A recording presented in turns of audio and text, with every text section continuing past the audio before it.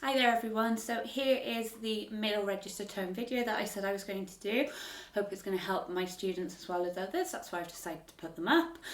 So remember, we've got to really support, so pushing with our tummies. Remember as well, if you're feeling a bit tense, roll the shoulders back, tuck them into the back pockets, okay? It's never going to hurt to do a shoulder roll, it's very nice and comfortable. And remember, don't squeeze with your mouth. If we squeeze, we're forcing the air. And also, very importantly, don't overblow, okay? Quite a lot of my students overblow, even in the higher grades. And what it does, it just creates this fluffiness that we don't want in there. Okay, so a great starting point then for the middle register is with the octave jumps, which I ask my students to do quite a lot, and it's also in the Trevor White book if you are using that, or you can just go rogue and do it by ear, okay? So we're going to just start with a G, a low G to a middle G.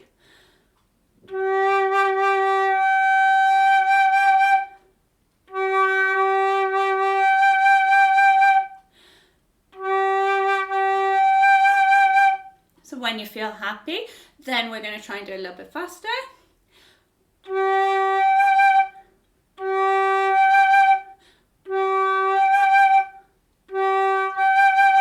Notice I'm not squeezing for these higher notes, I'm just letting it glide up. You're almost going to imagine you're singing, okay? Let's try it on an A, slow again first.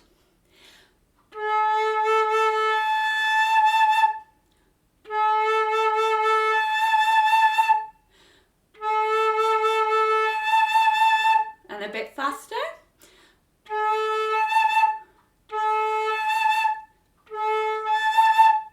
So I'm keeping my tummy tight the whole time, okay? Got to really support our sound. Let's try B.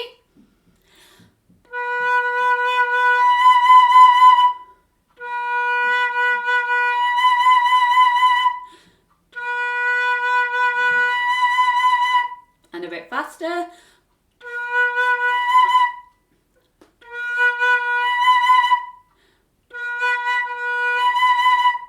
That's the idea, okay? And we'll do the same for the C, okay? And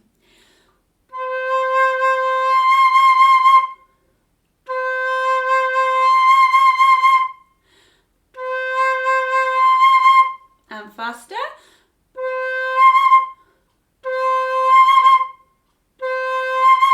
That's the idea. And then when you're feeling a bit more confident, you can walk up.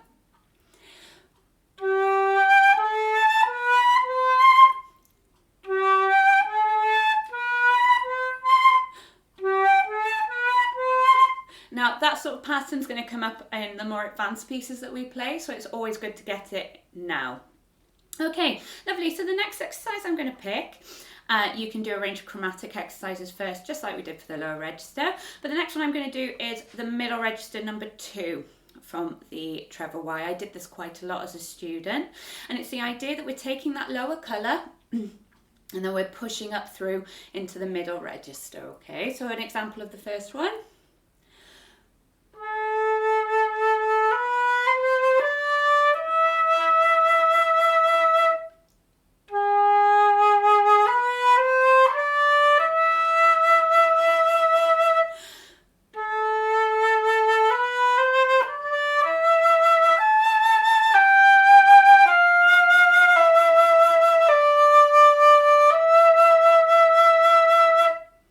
Now remember, with all our tone exercises, the point is that we do them slow. Not going to get any prizes for going fast, but if we do go slow, we're going to listen more to what we're doing and we're going to learn to control more, so that when we do have to go fast, it's going to be easy, okay? I'll try the next one, so the one starting on a B flat.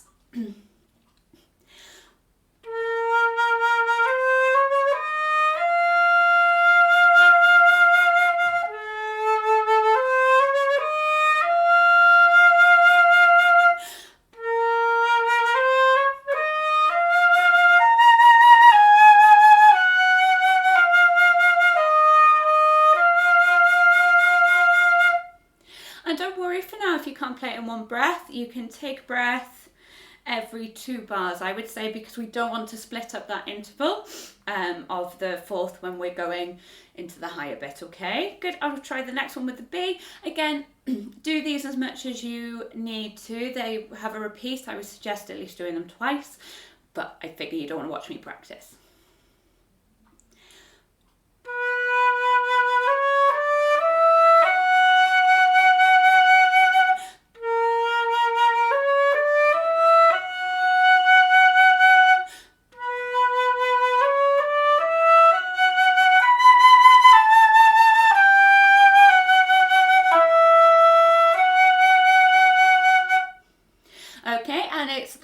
thing all the way through. Notice my notes aren't sticking out and it's all really nice and smooth, okay? So then if you turn the page, we've got the into the upper register as well. Now this comes with its own problems, and we need to make sure that we're controlling our intonation. You can get free tuners on your phones or tablets, but you could also go to the music shop and get one of those metronome tuners that I used to have, okay?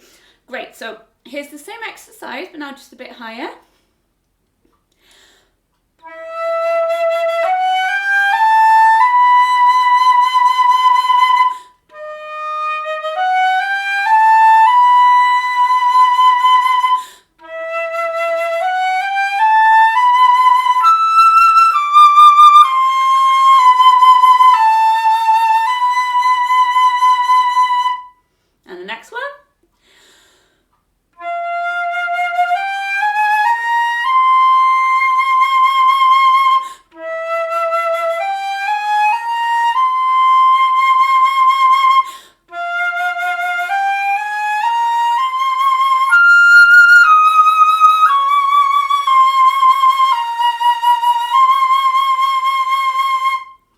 And the next one.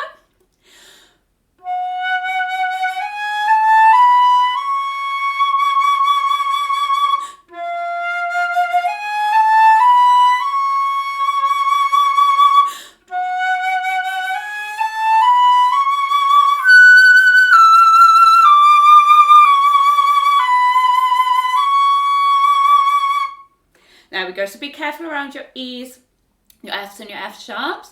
Depending on whether you've got a split E mechanism or not, one or the other is going to be quite tricky for you. Remember to support and not squeeze for these, okay? Notice I'm being quite open and relaxed how I'm playing. And the other thing we can do to check the tuning of our C sharp, because they do tend to be on the sharp side, is to do a harmonic. Now do remember harmonics are on the flat side, but we just finger the low C sharp and overblow.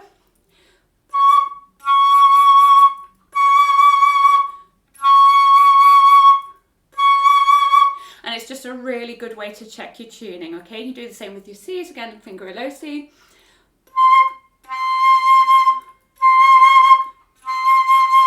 So you can see. Also watch out, some flutes struggle with the E's. They tend to be quite strong or not come out. Same with F sharps. Remember, it's all about the placement of the air and what your tummy's doing, okay? Brilliant. So Trevor White's got loads of exercises you can do for those. That's what most of my students have. There's also Paul Edmund Davis. He's got the 28-day warm-up book. Okay, so he's got the sonority at the start, which is very interesting to play, because what he's doing is he's getting used to more unusual patterns than the Trevor White does. But again, it's all about the control. And of course, with more modern pieces, you might be playing these intervals more often.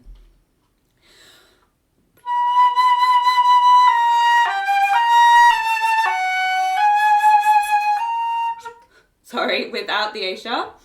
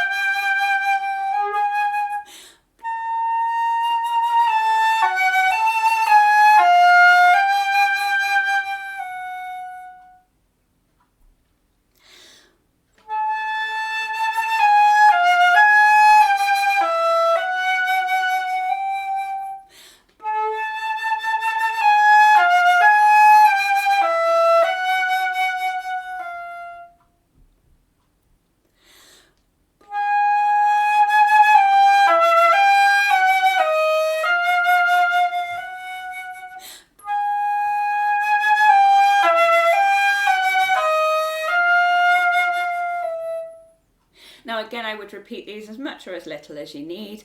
As you can see, it's more unusual intervals, but also quicker dynamic changes, which is important to learn to control.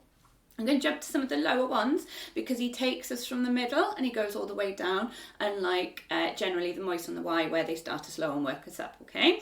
So I'm going to go from about A, I think.